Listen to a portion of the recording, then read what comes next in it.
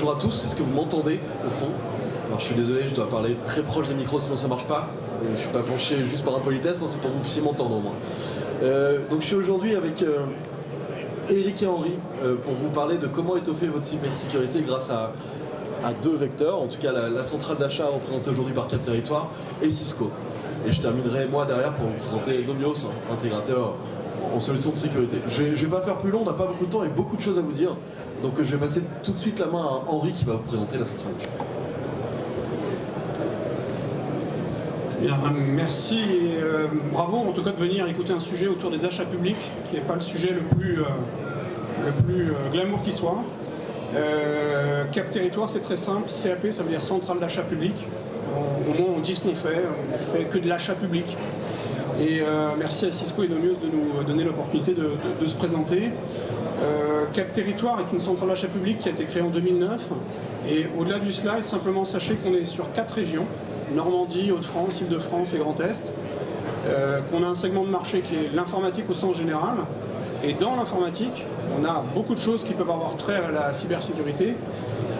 Tant les équipements poste de travail que les équipements réseau, les serveurs, et également un peu d'assistance à maîtrise d'ouvrage dans le domaine de la sécurité des systèmes d'information. Tout ça est en ligne, vous avez les zones géographiques, vous avez les fiches marchés, c'est-à-dire l'essentiel des marchés que vous devez connaître. On est très transparent sur qui sont nos titulaires, de toute façon c'est public, et on essaie d'être transparent également avec nos références, parce que l'on se rend compte que nos références nous mettent en avant. Et pour venir aux questions de cybersécurité, il faut être assez clair, on ne se prétend pas être des spécialistes du sujet. C'est certains de nos clients qui nous ont encouragés à faire ces marchés publics pour tout le secteur public. On s'est fait aider d'une AMO pour bien qualifier le besoin. Et aujourd'hui, dans le domaine de la sécurité des systèmes d'information, donc des prestations intellectuelles, donc prestations intellectuelles sans achat de matériel, de logiciel, juste de la prestation intellectuelle, on a une offre qui permet de couvrir les 4 régions, les mêmes que ceux qui sont couverts par la centrale, donc l'Île-de-France, Hauts-de-France, Normandie, Grand Est. Et on a 2 types de prestations intellectuelles, donc humaines, faites par des experts. La première, c'est des prestations dites individualisées, c'est-à-dire vraiment des offres sur mesure, c'est plutôt pour des comptes publics ayant une certaine taille, une certaine maturité. Et dans ce cas-là, notre titulaire est SPI ICS. Et le deuxième, c'est exactement la même chose, mais des prestations plus packagées, plus prises sur étagère. Et dans ce cas-là, c'est Kiops Technologies qui assure le sujet. Juste pour bien situer ces prestations intellectuelles, nos clients, quand ils savent très bien ce qu'ils veulent comme solution technique, ils achètent la solution technique et on a des marchés pour cela. Quand ils ont des inquiétudes, quand ils doivent répondre à des audits, quand ils veulent se faire certifier, quand ils ne savent pas quelle est la trajectoire de cybersécurité qu'ils veulent avoir, ils ont besoin un peu de prestations intellectuelles. Et ça permet de dire à nos clients, écoutez, on ne vous demande pas d'acheter, on ne vous demande pas de résoudre ça, un problème de déploiement. Faites un peu d'études amont, faites-vous aider, faites un compagnonnage avec des experts dans le domaine pour que vous ayez des choix techniques engageants sur le long terme de manière plus sereine. Pour venir un petit peu sur la centrale, on a été créé en 2009. Au début, on s'appelait Capoise, puis Capoise Picardie, puis Capoise Hauts-de-France, et maintenant Capoise Territoire. Alors le territoire, c'est pas un mot qui sort du chapeau, c'est que nos clients ont des organisations géographiques très particulières, un GHT, un découpage territorial très particulier. Des brigades de sapeurs-pompiers ne sont pas organisées de la même manière qu'une collectivité.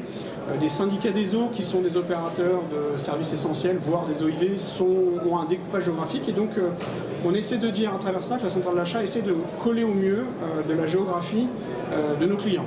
En tout cas, on a une promesse qui est de dire qu'on a une force de vente qui est à moins d'1 heure de nos clients, parce que cette proximité, ça ne s'invente pas, il faut la démontrer. Et c'est pour ça qu'on a des lots géographiques pour rester au plus près de nos clients. Je pense que je parle un petit peu vite, mais je demande à Johan de vérifier que je ne déborde pas. Une centrale d'achat, la proposition de valeur, une fois encore, c'est pas de vous dire ce qu'est la cybersécurité, ce que c'est qu'un PSSI. Ça, il y a des gens bien plus calés que nous. Par contre, nous, on vous apporte quelque chose, c'est qu'on vous évite vos appels d'offres. On vous évite de faire vos propres appels d'offres. On vous évite le risque d'un appel d'offres qui est infructueux, d'un appel d'offres qui est attaqué.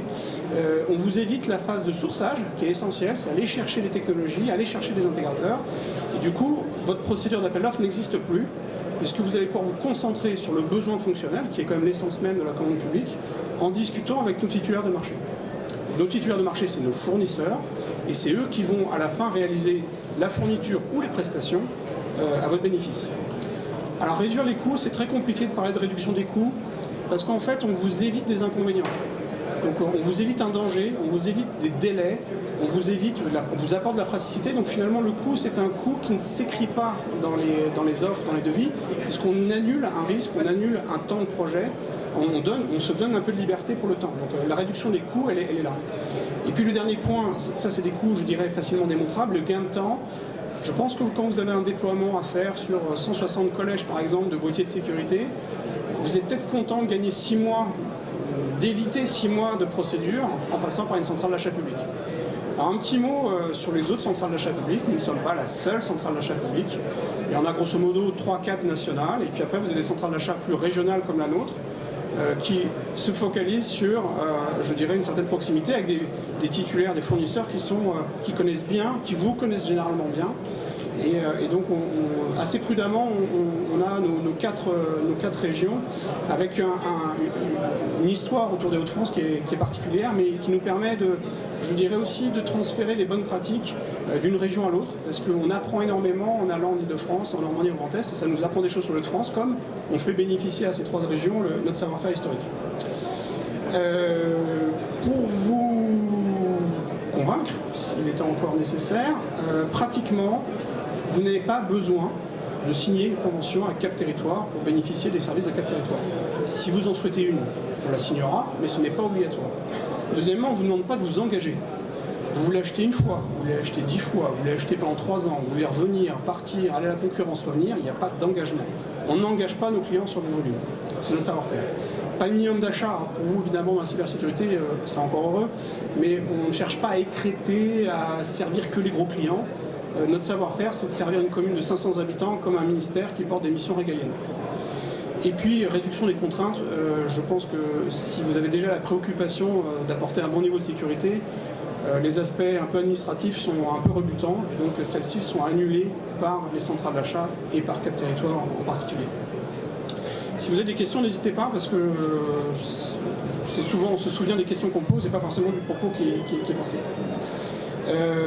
Juste peut-être pour la proximité et simplicité, on vous l'a déjà dit, excusez-moi, l'informatique est un gros segment d'une centrale d'achat. Toutes les centrales d'achat ont entre 60 et 75% de leur activité avec des produits informatiques, télécom, logiciels, postes de travail, serveurs, prestations intellectuelles et cyber. Et donc il y a une qualité de relation avec nos fournisseurs qui fait que normalement on apporte le bon niveau de service à nos clients.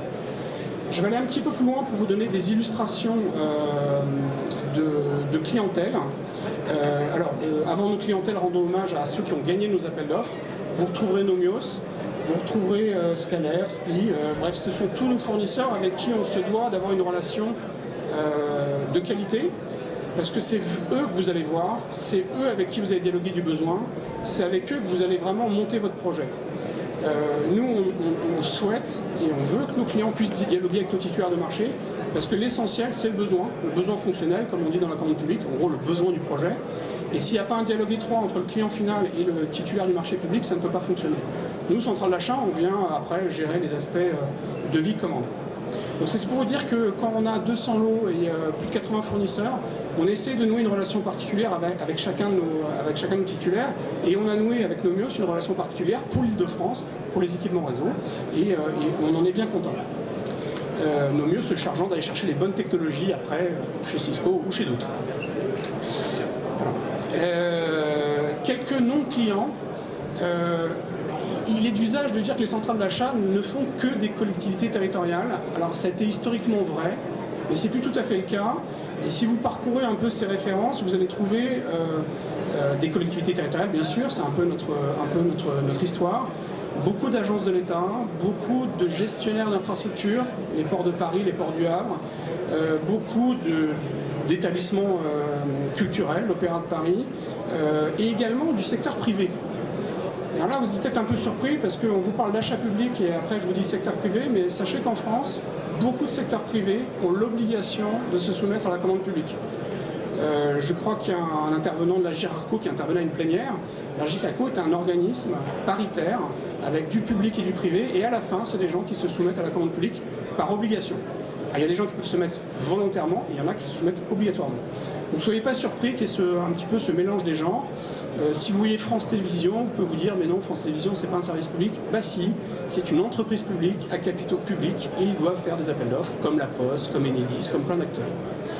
Donc voilà, je ne vais pas vous casser les pieds, en fait c'est quelques illustrations en couleur. Hier, avant de venir, je me suis dit mais au fait on a combien de clients? On en a à peu près, sur les 3 dernières années, accumulé un peu plus de 1500. Donc voilà, on est une structure qui fait attention à ses clients, qu'ils soient petits ou gros. On n'est pas la centrale des gros clients, on n'est pas la centrale des petits clients. On est une centrale d'achat qui veille à vous libérer de ces contraintes et à vous simplifier l'achat public. C'est un petit peu notre doctrine. Voilà, je ne sais pas du tout où j'en suis en termes de temps, mais n'hésitez pas à me demander une carte de visite, allez voir notre site web, plaignez-vous. Et peut-être un dernier message. Si on vient voir des prospects, des clients, c'est que le service public ne parle pas beaucoup, ne dit pas beaucoup de choses. N'hésitez pas à aller voir une centrale achat pour dire on n'est pas content de vos produits, on n'est pas content de vos services, j'aurais aimé trouver ça. On a besoin de votre écoute, on a besoin de vos messages parce que une centrale d'achat a ceci de particulier, c'est qu'elle estime le besoin, mais on ne connaît pas vos réalités. On ne connaît pas vos histoires, donc sentez-vous libre d'aller voir les centrales d'achat pour exiger quelque chose, pour exiger une technologie, pour exiger pourquoi pas nous aider à faire des appels d'offres qui soient les plus pertinents possibles. Nous n'existons qu'à travers vous et c'est pour ça qu'on est ravis de vous voir. Je crois que cette fois-ci, au tour de Cisco, qui a quelque chose à vous dire. Merci beaucoup Henri. Merci beaucoup et bonjour et vraiment j'ai beaucoup appris de choses en plus dans ta présentation, donc super. Donc en ce qui me concerne, donc c'est pas facile les micro.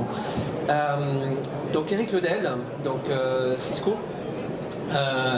Donc dans les 15 prochaines minutes en fait, je vais vous parler un petit peu. On va quitter le domaine de la centrale d'achat, mais on va parler un petit peu de qu'est-ce qui se passe dans la cybersécurité en fait. Dans le monde de ce qu'on voit et quels sont les challenges et les opportunités en fait du secteur public dans ce paysage-là. Alors,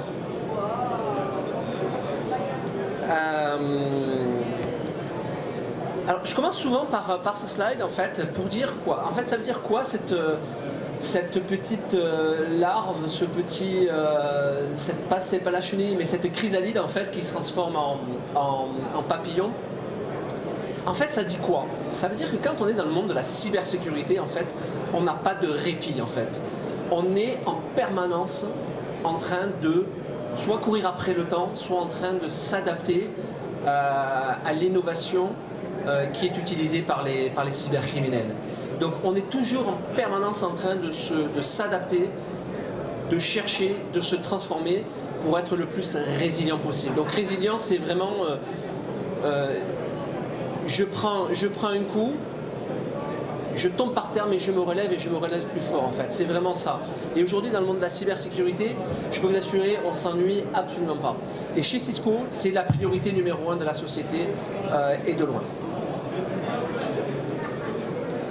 Alors, je voulais vous partager un petit peu, donc là vous voyez Talos.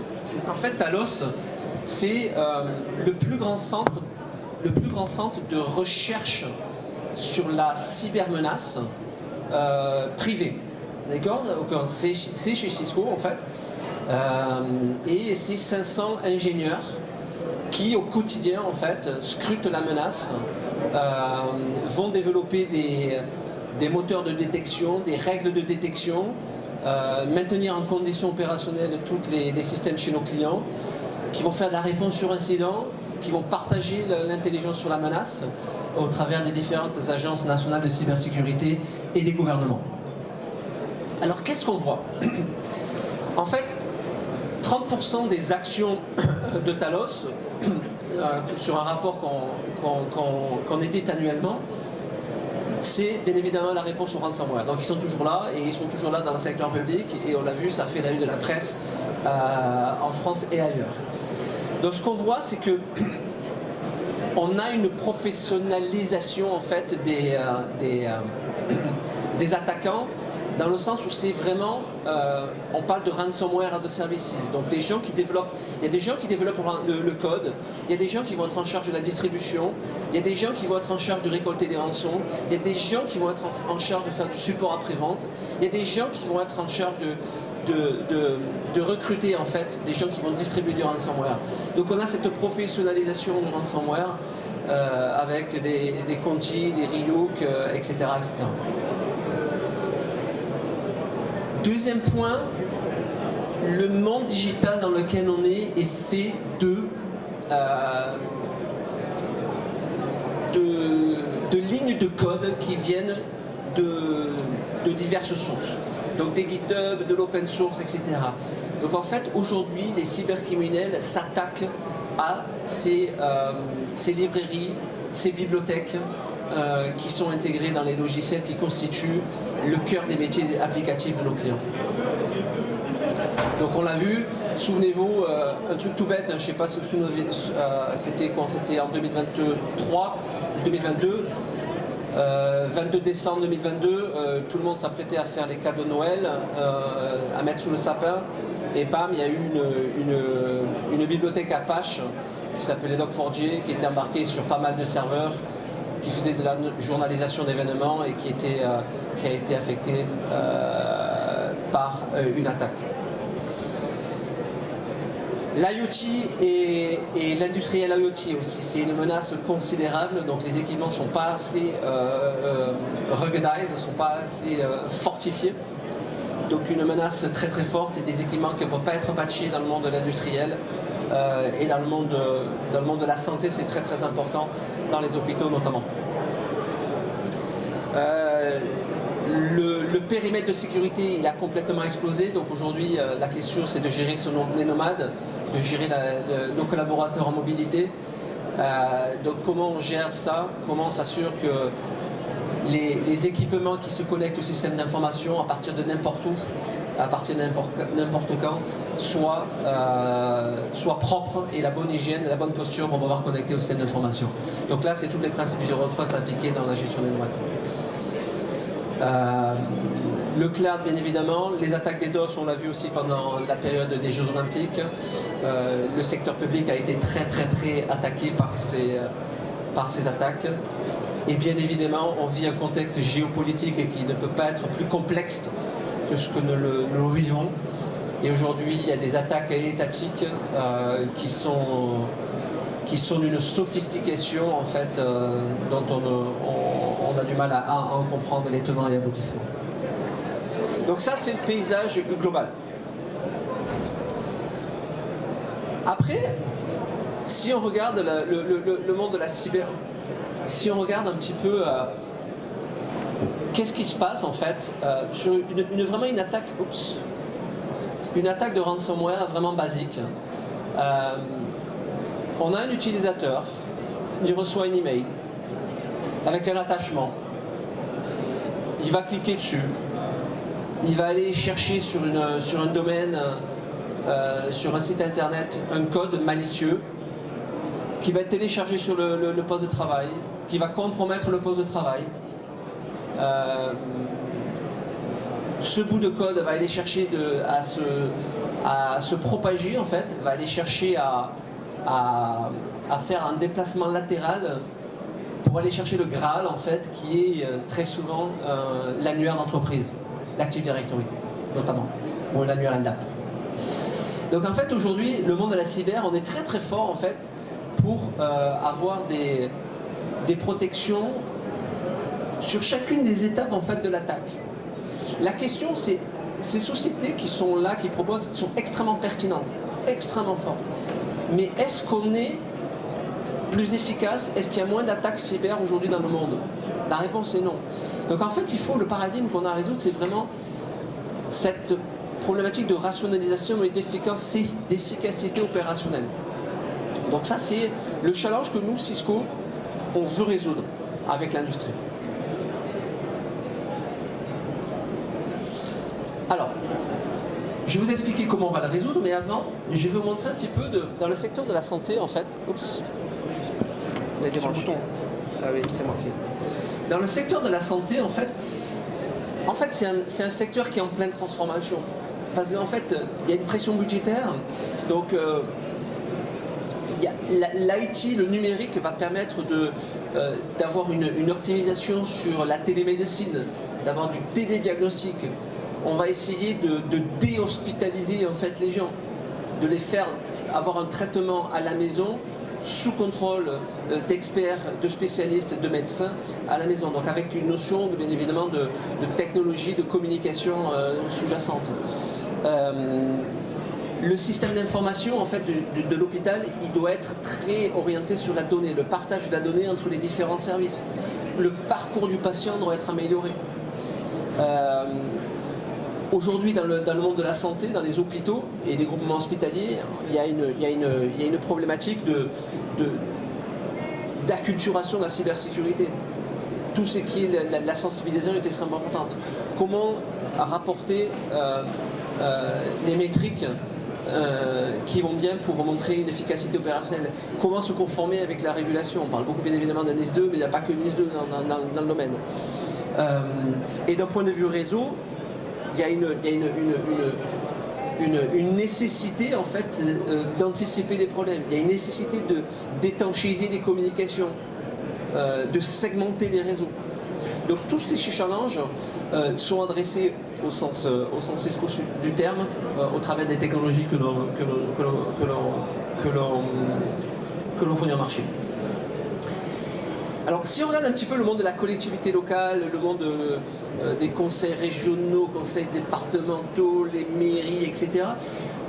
Alors, ils ont les problématiques auxquelles ils sont confrontés, elles sont de plusieurs ordres en fait, mais ça donne des opportunités. Le premier, ça fait la une de la presse aujourd'hui, aujourd'hui le budget de la France il n'est pas voté au niveau du Parlement. D'accord ? Donc aujourd'hui il y a des contraintes budgétaires, on ne sait pas, ils ne savent pas en fait sur quel pied danser d'un point de vue budget. Le monde de la cyber est extrêmement compliqué, donc aujourd'hui quelle est la problématique qu'ils ont à résoudre? C'est ils ont peu de ressources, ils sont peu staffés. Comment? Ils n'ont pas les budgets pour embaucher.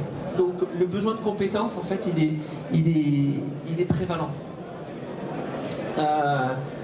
Aujourd'hui si on regarde l'adoption, un truc tout simple, les deuxièmes facteurs d'authentification, je vous assure qu'il y a le niveau d'adoption il est très très faible dans le monde de la collectivité locale. Aujourd'hui nous, Cisco, on est très engagés sur ces sujets-là pour justement renforcer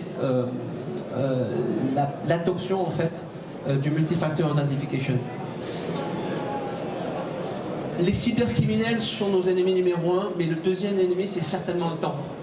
Parce que le temps il est incompressible et plus vite on va détecter, plus vite on va contenir, remédier la cyberattaque, mieux ce sera. Donc sous-jacent à ça, la notion de réponse aux incidents est extrêmement fondamentale. Aujourd'hui, les collectivités locales ne sont pas suffisamment équipées sur ces sujets-là. Alors il y a des réflexions sur de faire, de couper la poire en deux, c'est avoir des tiers qui s'occupent de cette réponse aux incidents, d'avoir des analystes niveau 2 et 3 qui sont chez un tiers, et la partie analyse niveau 1 qui soit chez dans les collectivités locales. Donc c'est des sujets qui sont très d'actualité. La gestion des identités, aujourd'hui si on prend une université, une école, il y a des étudiants qui arrivent, qui passent, etc. On a des comptes dormants dans des comptes. Comment on gère ça? Comment on gère la cohérence de l'identité? Et bien évidemment,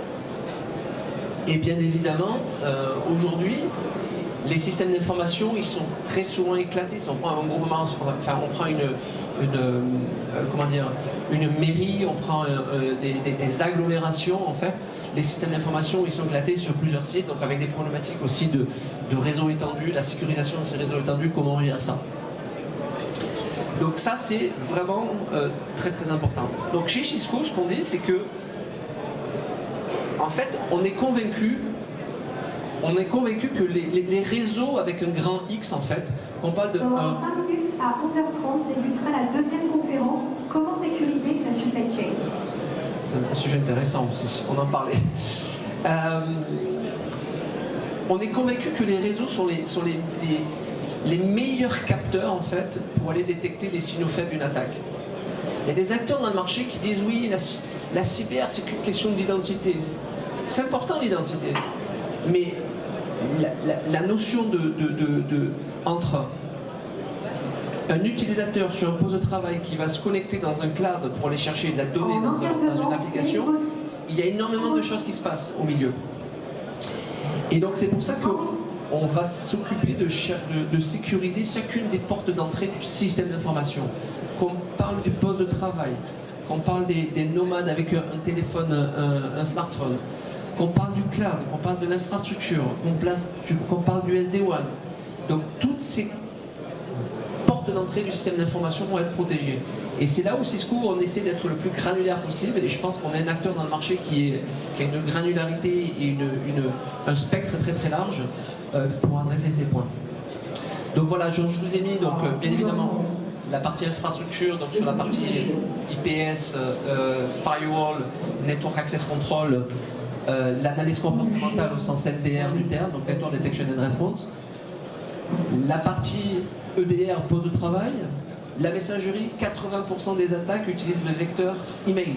80% des attaques cyber capitalisent sur le vecteur email. Donc aujourd'hui, extrêmement important de protéger ça. Et en plus, très souvent, des solutions existantes dans le marché, des acteurs de passerelles de messagerie. Les VPN, on en a parlé, les nomades, donc le Zero Trust Network Access, c'est ni plus ni moins l'évolution des VPN. Donc j'applique les principes du Zero Trust. Donc je fais pas confiance avant de se connecter. Je vérifie l'hygiène du poste du travail de l'utilisateur. Je vais donner des accès très spécifiques à l'utilisateur. Et je vais contrôler tout au long de la vie de sa session des dérives éventuelles d'un point de vue sécurité. Et la partie sécurité des applications, bien évidemment la partie des DOF, protection des API et la gestion des vulnérabilités. Donc voilà le spectre qu'on adresse chez Cisco. Et en fait j'ai voulu, en conclusion, vous pourriez me dire oui mais en fait, c'est la théorie tout ça. Mais en fait c'est pas tant de la théorie parce qu'en fait je pense qu'on a été tous très fiers cet été en fait de tous des Jeux Olympiques et des Jeux Paralympiques. Et le président de l'ANSSI, en fait, M. Stroubel, il a dit aucune cyberattaque n'est venue mettre à mal en fait les Jeux Olympiques et les Jeux Paralympiques. Donc c'est l'écosystème qui a gagné, c'est le collectif qui a gagné, et je vous assure qu'il y a énormément de sociétés qui ont contribué. Nous, Cisco, on était au cœur du réacteur, on était au cœur du dispositif. Parce qu'on était la plateforme qui pilotait en fait la gestion des incidents des Jeux Olympiques Paris 2024 et Paralympiques. Donc notre plateforme XDR, donc Extended Detection and Response, était la plateforme qui, pour reprendre les mots que j'ai utilisés tout à l'heure, en fait, qui corrélait, qui captait tous les signaux faibles venant du système d'information des Jeux Olympiques du Paris 2024. Donc aujourd'hui, donc vous voyez les plateformes. Donc chez Cisco, il y avait 17, on l'a mis 13, mais en fait c'était 17 solutions Cisco qui étaient en place et plus de 25 intégrations. Donc des compétiteurs, mais pas que. Mais ce que je voulais vous montrer, c'est que ça, c'est une photo du cyberchoc en fait, qui était à Saint-Denis.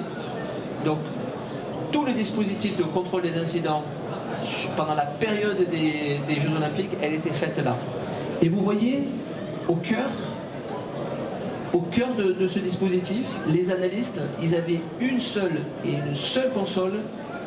unique console qui était la partie Cisco XDR. Pour justement analyser les phénomènes cyber, contenir la menace, comprendre la menace et éradiquer la menace. Donc aujourd'hui, comme je disais, on fournit la visibilité au travers de tout l'ensemble des points de contrôle qu'on a dans le réseau, on collecte l'information, on donne cette visibilité-là, on enrichit avec l'intelligence sur la menace qu'on a au travers de Talos, et ce qui nous permet de répondre aux incidents. Souvenez-vous ce que j'ai dit tout à l'heure, la notion de temps est extrêmement fondamentale en fait. Plus tôt on répond, plus vite on évite les dégâts et moins d'argent nous perdons. Voilà, je pense que j'en ai terminé. Si vous avez des questions, on sera là aussi en fin de session. Mais avant cela, je vais repasser la main à Joanne pour la partie Nomios. Merci. Merci Henri, merci Eric. Il faut que je me rapproche, désolé, on va parler comme ça. Vous m'entendez au fond, ça... Oui, merci pour le hochement de tête. Donc je dis merci Henri, merci Eric pour les présentations.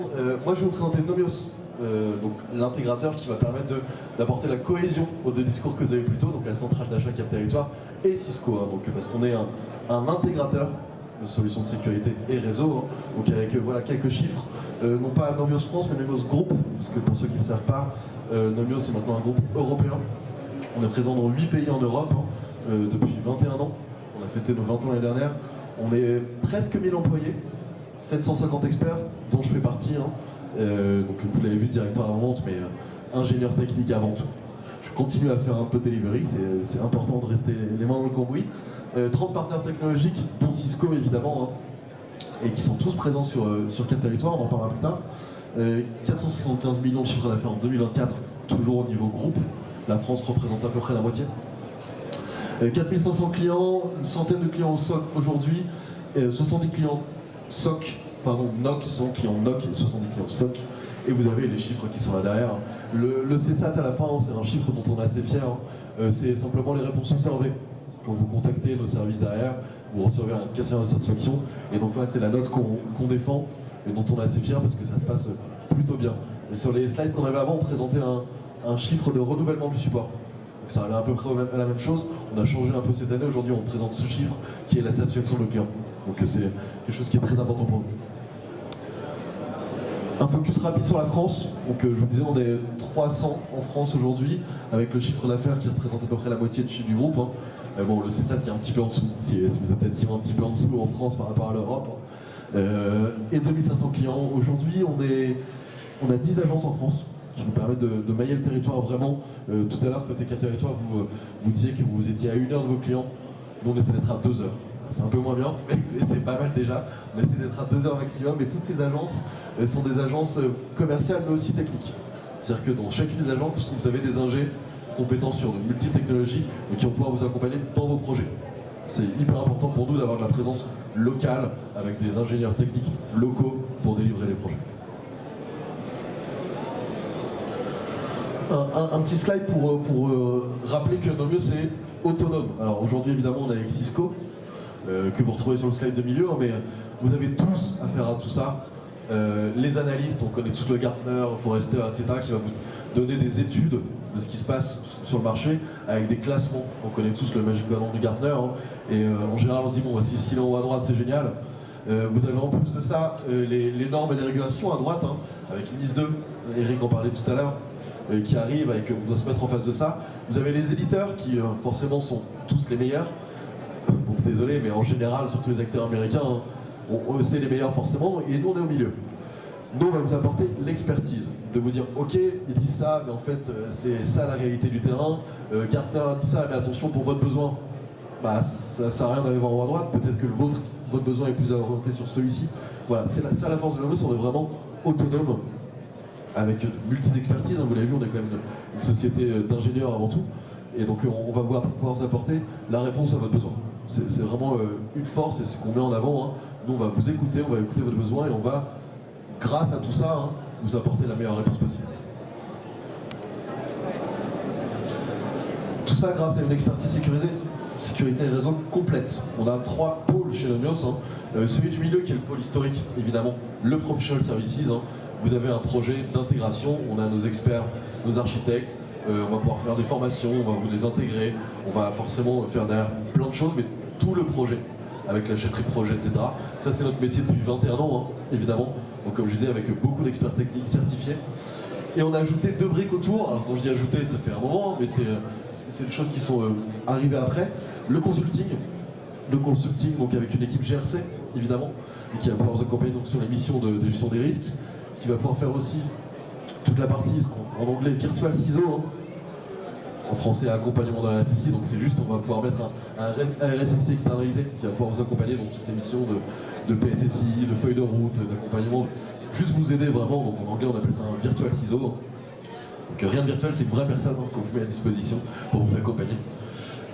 Et les managed services. Donc les managed services, ça regroupe tout ce qu'il y a après le projet. Donc vous avez le NOC, le SOC et le VOC. Donc le NOC pour la partie support, évidemment, tout ce qui est incidentologie. Le service manager, la supervision, les backups de conf. Donc c'est tout ce qu'on est capable de faire dans notre NOC, qui est en France, basé à Boulogne-Billancourt, pas très loin d'ici. Ensuite le SOC, on en parlait plus tôt aussi, on a une équipe de SOC qui est elle aussi basée à Boulogne-Billancourt, basée sur plein d'outils du marché. On va pouvoir vous accompagner et donc externaliser ce SOC. Avec plein d'automatisation, plein de produits. On a un SOC qui est compatible avec beaucoup de technologies, c'est aussi notre force. On va pouvoir s'accompagner sur les technos que vous avez aujourd'hui, on va externaliser le SOC et donc l'analyse de sécurité qui est autour. Et le VOC, donc le VOC qui est une offre plus récente chez nous, qui est un terme à la mode, je pense qu'en tournant sur le salon, vous aurez plein de gens qui vous en parlent. Donc c'est la gestion de vos assets et surtout les vulnérabilités qui sont liées à ces assets. Donc c'est le SOC mais des vulnérabilités. Donc vous avez tous des outils, du Qualys, du Tenable, du Nessus et autres qui vont permettre d'identifier les vulnérabilités sur vos équipements, sur vos assets. Et après, mais c'est qu'est-ce que j'en fais? Ok, j'ai des vulnérabilités, mais qui va les patcher? Donc c'est quand, la priorité, où est-ce que je la mets, quelles équipes? Et donc c'est toute cette gestion de la vulnérabilité qu'on propose à travers un service de VOC. Et donc XVOC, pour le terme marketing, Extended VOC, c'est le VOC. Il me reste pas beaucoup de temps, ce slide est très complet. Le but c'est pas qu'on parle de chaque alvéole de la ruche, on a l'habitude de l'appeler ruche. Chez nous, c'est nos domaines d'expertise. Quand on va en rendez-vous avec vous, quand on vient chez vous, on propose ce slide et on dit voilà où sont tous nos domaines d'activité. Est-ce que vous avez des projets là-dedans? Et en tout cas, si vous en avez pas, sachez qu'on peut vous accompagner. On peut vous accompagner là-dessus. Donc forcément, il y a des technologies, Cisco et d'autres sur chaque brique, mais voilà les domaines d'activité sur lesquels on est capable de vous accompagner. Je vois qu'il y a des photos, je vous laisse les prendre. Mais voilà, on va pas s'attarder sur chaque brique, on a clairement pas le temps, mais c'est tous nos domaines d'activité qui sont regroupés un peu par couleur. Vous avez infrastructure et réseau en haut, plutôt les applications au milieu, et les incidents de sécurité, on en parlait plutôt avec le SOC et le VOC en dessous. Pour faire le lien avec Cap Territoire, comme je disais tout à l'heure, voilà, c'est toutes les technologies que vous pouvez acquérir via Cap Territoire. Comme le disait Henri tout à l'heure, une centrale d'achat, toutes ces technologies sont accessibles via le marché, donc reclassées par catégorie. C'est vraiment une force de Cap Territoire. On parlait plutôt, sans les citer, des grosses centrales d'achat. Elles sont en général sur du catalogue qui est très très fermé. C'est pas le cas de Cap Territoire. Cap Territoire, on va définir avec vous un besoin, votre besoin, via une avant-vente, et après on va y répondre avec le produit adapté. On peut choisir n'importe quel produit et vous faire n'importe quelle proposition via Cap Territoire. C'est vraiment un gros différenciateur par rapport aux grosses centrales, c'est que tous ces produits vous les avez, mais il n'y a pas des bundles précatégorisés. Si vous avez besoin d'un produit Cisco sur une licence particulière, et on pourra vous la proposer via Cap Territoire. J'arrive pile au timing. Est-ce que vous avez des questions? En tout cas, bon, je pense qu'on va se faire virer, mais en tout cas on est là. Donc si vous avez des questions, venez nous voir, il n'y a pas de souci, on pourra y répondre même à côté de la session. C'est moi qui l'ai éteint, ça s'est pas éteint, en fait, je pense qu'on arrive au piano quand même. Donc on est là, donc si vous avez des questions, n'hésitez pas, on pourra voir. Merci beaucoup.